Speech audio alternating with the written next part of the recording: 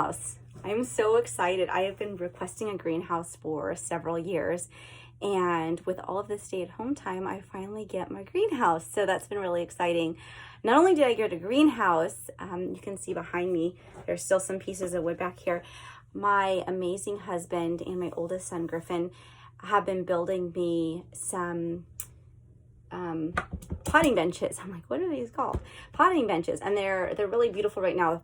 Eventually they're just going to be covered in dirt. But I just figured I would show you a few of these things. We finally got some stuff into the garden. I've got my kale in and some salad greens and beets. I have lots more to put in. Those just happen to be the first 3 I got in. And I've covered my greens with some hoop houses that Matt made for me. So I'm excited to see things start to come up. So let me show you a little bit in the greenhouse and some new things that I'm doing, which are hopefully going to create an amazing garden this year. So Matt made me these really amazing start boxes. And what I love about them is that they are 3-sided, so that you can easily slide out your starts once they're ready. And so then I'm just kind of stacking them in this way. I've got a couple of others here, and he's making me some more.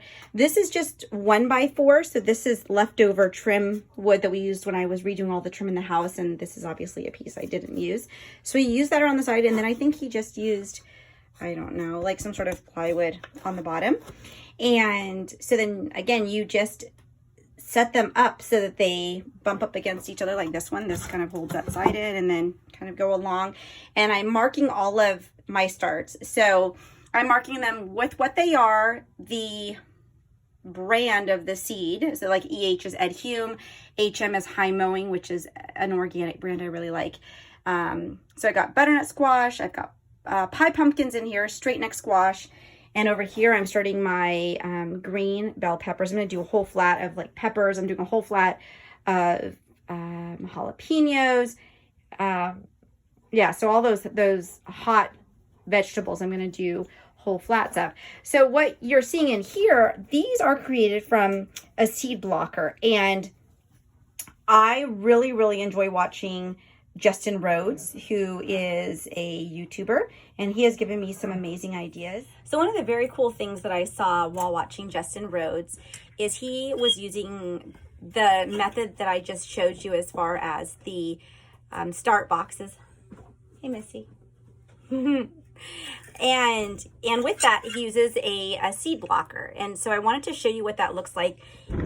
Elliot Coleman uses these, and so I had to look that person up because I had no idea who they are. They're probably some amazing gardener that everyone knows about except for me.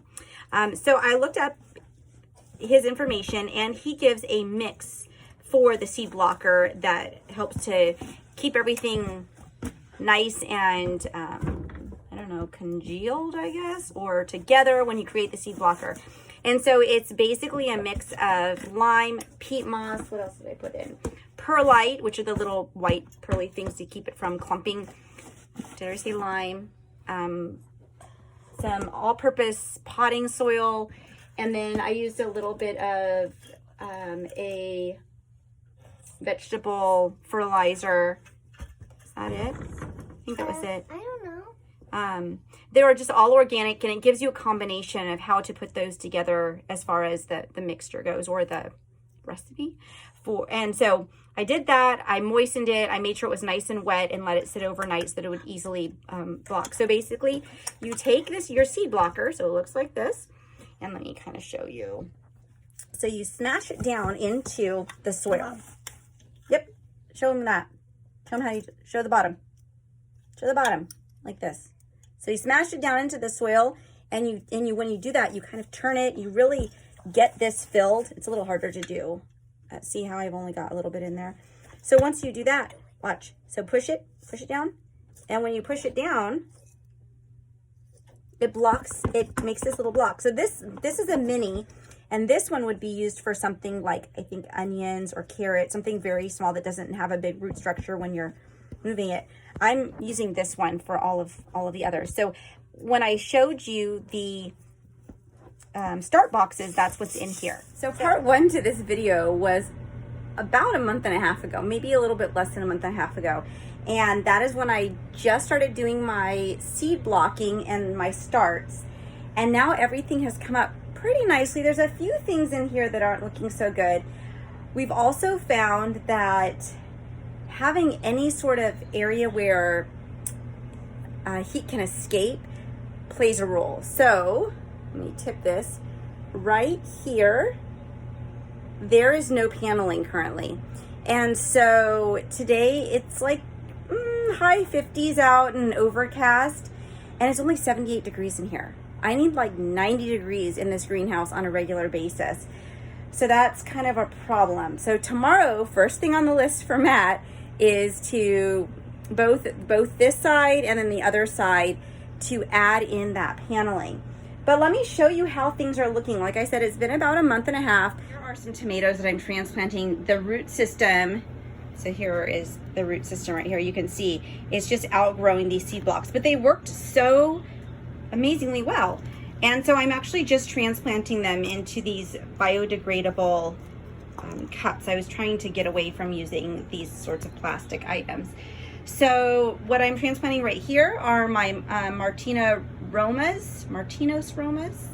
I planted these on April 29th. So they took a while to start, and I think that's because of the reduced amount of heat in here. Here are my heirlooms, which are going to be the multicolored tomatoes. These will mainly be for canning. These will be for slicing on salads. I'll also do some freezing of them. These are my Oregon Spring.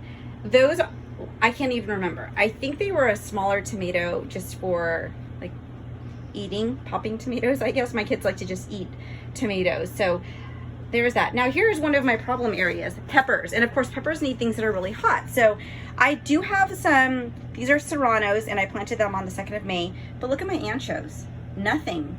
I just replanted in hopes that maybe they would come up. These look a little bit dry right now. I watered this morning, but I haven't watered this afternoon. The same thing with my Golden California Wonders. I only have 3 of them. These are a bell pepper, a multicolored bell pepper, and then only a couple basil. So again, problems because of heat. The pickling cucumbers are doing well, but it's funny, you know, I have some that are definitely more mature than others. See, this one just came up down here. Over here, I've only got 2 that came up. The habaneros, the same thing, nothing. I just replanted these. And then the cucumbers. I have a lot of pickling cucumbers because I want to do a lot of pickles and some other things with those. I make I think it's pretty good, jalapeno relish. So that's what those are going to be used for. So yeah, just doing a lot of transplanting and hoping to get these things out soon. So that about wraps up the greenhouse. And yeah, it's nothing too exciting, but I just wanted to share what we are doing here and how we are able to make things work, especially with the weather that we have in Washington. Well, Western Washington anyways. In Eastern Washington, it's like 80 degrees and beautiful. Here, it's still a little bit cool. And so we're trying to make it work. And I think I'm doing a pretty good job, especially with the knowledge that I have. So I hope that you'll continue watching us and kind of coming along as we go on this farming adventure and learning alongside